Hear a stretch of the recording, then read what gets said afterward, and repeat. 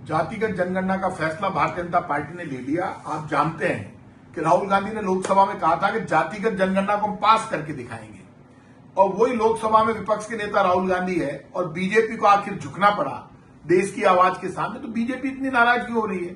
BJP को बोलना चाहिए कि अपोजिशन लीडर राहुल गांधी ने जो डिमांड की थी वो डिमांड हमने पूरी की है। तो आपको धन्यवाद देना चाहिए कि विपक्ष के नेता ने एक बड़ी आवाज उठाई और कहा जातिगत जनगणना आप करा लीजिए।